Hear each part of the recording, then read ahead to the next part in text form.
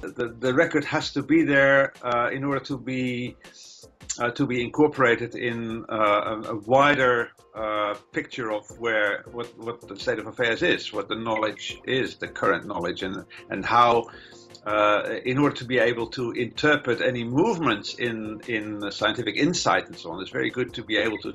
But it doesn't mean that every single article has to be reread. If you wouldn't have copyright as a scientist, it would not stop you publishing. The English word copyright is very much focusing on the commercial side of things. And if you look in other languages, it is, in Dutch it is auteursrecht, droit d'auteur. Yeah? In Germany it's Urheberrecht, originator's right. That far more says what it is, or what it should be, and the right of the originator, or the right of the author, I think should be to enable the widest possible use and the widest possible dissemination of the material in science. Yeah, this is the important thing for science. The commercial side of science, that's really not so important anymore. Yeah, well, there's proposals, I think, in Europe, but in Britain, they've already changed the law to the degree that if you have access to an article, you are allowed to text and data mine it.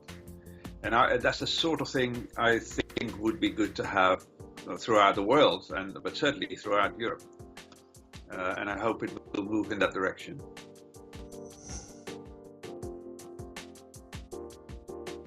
The example I would like to use here is the example of a European project that was called Open Facts. What happens is that in that project, a lot of information, not only published information, but also databases, were converted into triples.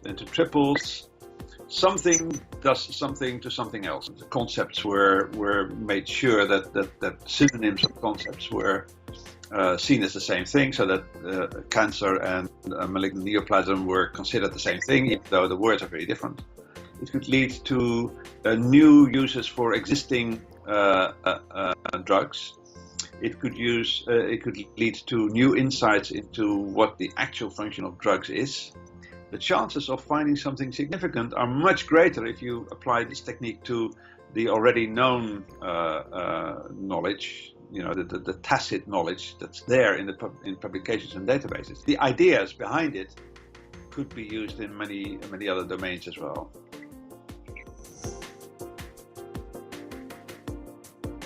And one of them, I think, is to make peer review open.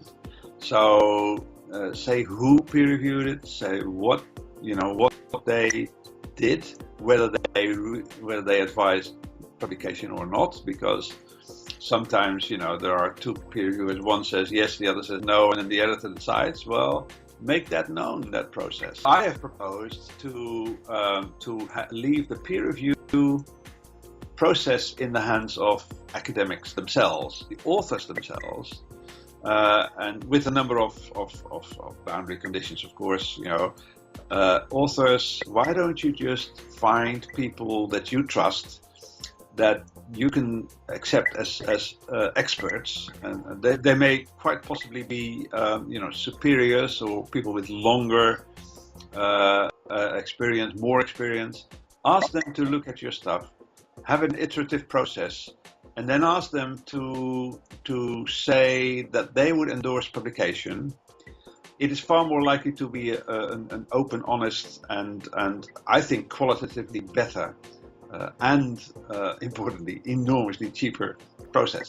This summer, Science Open, as a relatively new startup in Berlin and San Francisco, they want to offer it as an option to authors. So I'm very pleased, and see how it goes, because it's worth experimenting with it.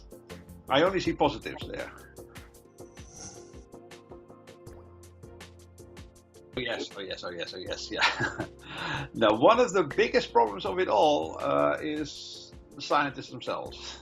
The scientific structures themselves, the academia should do, is to make sure that the perverse and absurd incentives are taken out of the equation. The funny thing is, to me, that scientists are supposed to be logical, are supposed to push the envelope and so on, and yet on these matters they are completely illogical and inconsequential and very unscientific. Publishing becomes, in a sense, a career advancing exercise. It's not necessarily always the addition to the world's knowledge that it should be.